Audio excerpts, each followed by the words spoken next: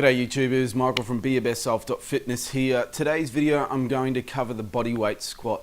The reason I want to do that is because I feel like it's one of those exercises that if people are giving workout advice or workout instructions, they're like 10 squats. And the thing that I've found when working in a gym and working with beginners as a personal trainer is that not everybody knows how to do a bodyweight squat that well. It's funny, it is a natural movement, and it's something that if we look at toddlers, they have this perfect ability to be able to squat. They have great flexibility and movement in their joints. But us as adults, after all the sitting that we do and after the lack of exercise for years, we really don't know how to get into those good positions. So I think that all the fitness people and the PTs are doing everybody a disservice by just saying go ahead and do 10 squats when we aren't really covering the technique to do this squat well. And especially if you want to transition from doing a bodyweight squat as you get stronger into using weights, then there are a lot of things that you really need to be doing well in order to make that transition so that you're not putting your body at risk of injury. And we also want to be targeting the right muscles and activating the right muscles so we're getting the benefit of doing the squat as well. So I'm going to cover everything from the ground up when it comes to the bodyweight squat today, and I'm even going to take it back a step by using a prop like a chair and show you guys how you can start to progress your technique from a really easy entry point working through to a full bodyweight squat. So let's get started. I'm going to start with the feet. I've got my shoes off so you can see exactly what I'm talking about when it comes to connecting and rooting our feet into the ground. So this is very much an overlooked aspect of the squat, and something that I don't see a lot of trainers actually doing is coaching the connection with the ground. And if we don't have a good foundation, it's really hard to build something solid above that. So we need to get the foundation right. In terms of the width for the squat, I would generally say somewhere around shoulder width is a good starting point. You can play around with that in terms of what's comfortable for you. But the things to be aware of, if you're going too narrow, it's going to be difficult to get down low in the squat because you're going to hit it's sort of a sticking point in terms of your thighs and your hips there. And then going too wide is probably going to be a little bit too much stress on the hips as well, by needing a lot of flexibility in order to get down low enough to make the squat effective as well. So somewhere around that shoulder width is going to be a good starting point. Now in terms of connecting our feet to the ground, we want to ensure that we have good solid contact right through the whole foot. So what I like to think about is having good contact with the big toe, the little toe, and the heel. So we've got 3 points of contact on the ground. So thinking about big toe being connected, little toe and heel. So what that does is it prevents us from then going too heavy on the balls of our feet, because we go, okay, my heels are coming up, or we might be rolling in and my little toes coming up. So all of those things, those connected points to the ground, help us to be aware of our positioning while we're going through this movement. Now, it helps us to have good contact, and what we want to do with that good contact is we want to create some tension in our legs and in our feet with the ground. So to do that, we want to twist. So to twist, almost feel like you're tearing a piece of paper between your feet, twisting the ground apart. Now you're going to immediately feel your glutes switch on, which is exactly what we want. My leg muscles are switched on, but more importantly, it puts my ankle in a good position. So I tend to stand a little bit rolled in with my feet, so if I'm squatting in that position, it's going to be reinforcing that bad position. So rolling in ankle, so ankle problems there, it's going to roll in my knee as well, so there's going to be problems leading all the way up from the ground with that bad foundation. So by twisting, it immediately picks my arch up, gets it in a good strong position, my feet are grabbing the ground so I'm connected, and then it puts my ankle in a good stable position right over my foot, so it's not rolled in and then susceptible for that injury by that weak inward position. So ankle's in a good strong position, feet are grabbing the ground, arches are up, legs are switched on. Now what it also does is it brings my pelvis into a good position. So when I'm standing, I tend to stick my butt out, okay, with that posterior pelvic tilt. So by twisting and engaging my glutes, it brings my pelvis back into a neutral alignment, so a good, strong, safe position for the pelvis to be in. Now, in order to maintain that, we need to use our core muscles to engage that and keep that there. So the first things that I'm thinking about is that good foot position, good contact in all those 3 areas of my feet, twisting the ground apart. Now my pelvis is in a good, strong position, and then I'm using my abs to lock that in, okay, keeping my core nice and tight. Now from there, this becomes a little bit more important when we're going to putting a bar on our back, but it's still something that we should be practicing all the way through the squat, even in the bodyweight squat, is bracing our core. So like I mentioned, pelvis comes into a neutral position and I'm using my core to brace that, to keep that tight. Okay, so I don't want to be arching my back because then my core's loose.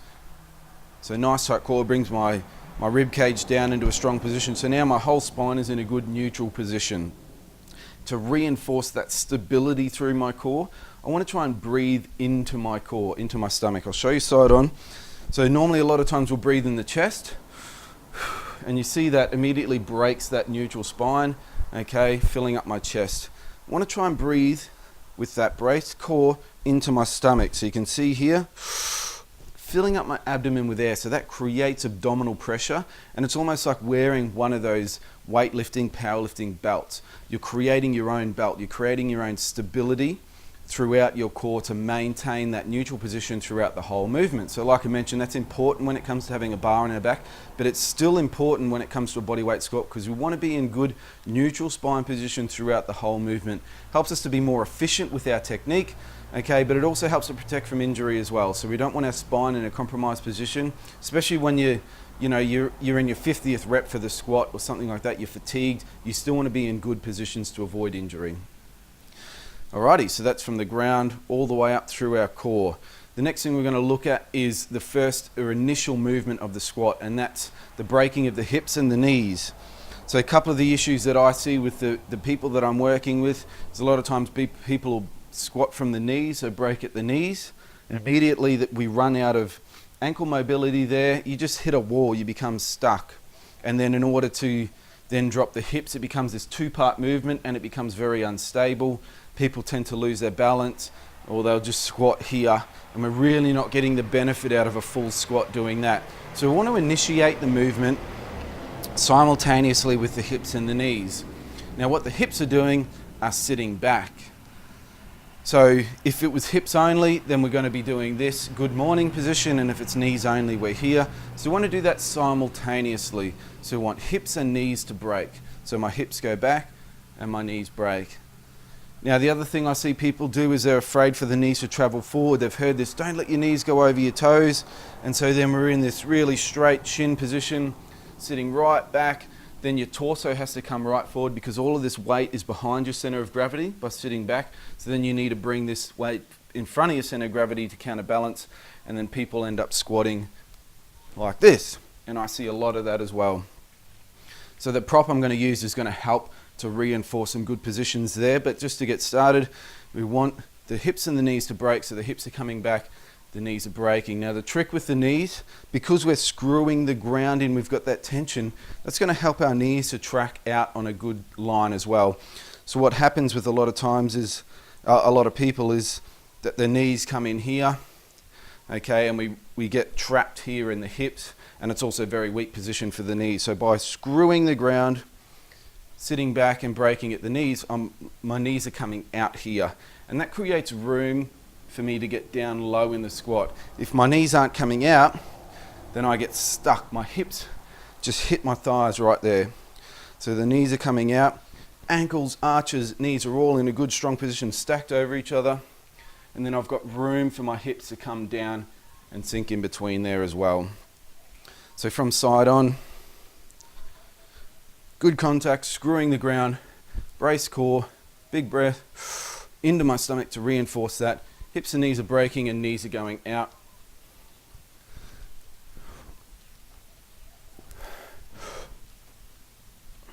Okay, so to reinforce that good position, we're going to use a prop like a chair, because a lot of people do have a hard time getting down low enough in the squat.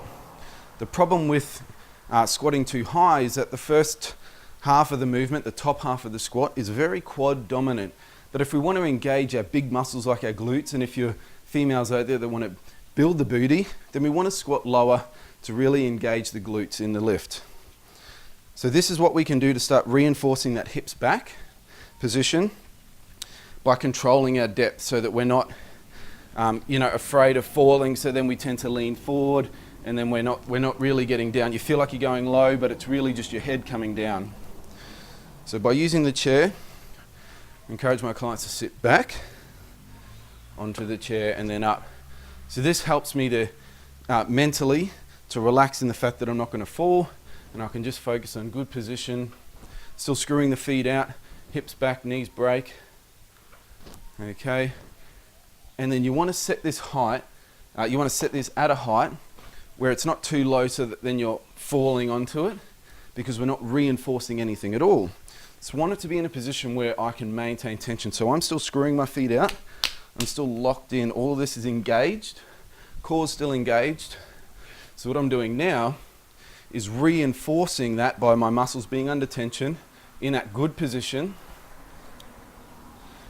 And then I'm going to practice that 3 sets of 10, 5 sets of 10, until that becomes very easy to do. You can maintain tension throughout the whole movement, and then you start to lower that. So find a surface that's lower, or if you're at the gym, find steps that are lower till you're getting below parallel. So what that means is then my thigh sits about parallel, my hips parallel with my knee, thighs parallel with the ground.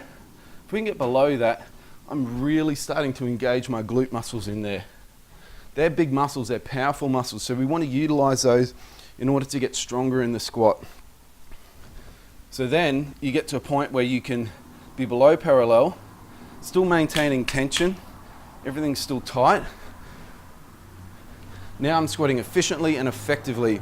My spine's in a good position, my knees and ankles are in a good position, so what I'm doing is reinforcing the muscles around those joints, my knees and my ankles, in a good position, so that that's going to carry over into my everyday life. So if I'm tending to walk like this, but then I'm squatting with my ankles and arches in a good position, my knees in a good position, my body's going to get used to that motor mechanics, that positions, and it's going to actually help me to start walking better and running better, because I'm reinforcing the muscles that keep that in a good position. So this has a big carryover effect to everyday life, sports performance, home life, whatever it is. So that's something you can do. You can start to take that squat, set it at a height, work lower and lower and lower till you can maintain that tension, okay, in that nice deep position. And then you can take your workouts at home. You're doing them properly when you're watching people saying 10 sets of squats, 10 sit-ups. You know how to do that effectively. You're going to activate the right muscles, the glutes, the quads, the hamstrings, okay, but you're going to keep your spine in a good position. And then when you want to progress to having a barbell on your back, all of those same things apply. That nice tight core is going to help you from, caving over with that weight on your back. So you're already setting yourself up to progress further and further down the track. That's about it for the bodyweight squat, guys. A lot of information in there, I know, but these are all vitally important things, in my opinion, for doing the squat correctly, to helping to build a better body and a stronger body in the right positions, doing the exercises correctly. That's why I do this job. I want to see people safe and healthy and strong. So thanks so much for watching. You can also check out my content on Instagram, which is at beyourbestself.fitness, the website www.beyourbestself.fitness, Facebook Be Your Best Self. Thanks so much for watching, guys. Like, share, leave a comment. I will reply. I appreciate it. Look forward to seeing you in the next video.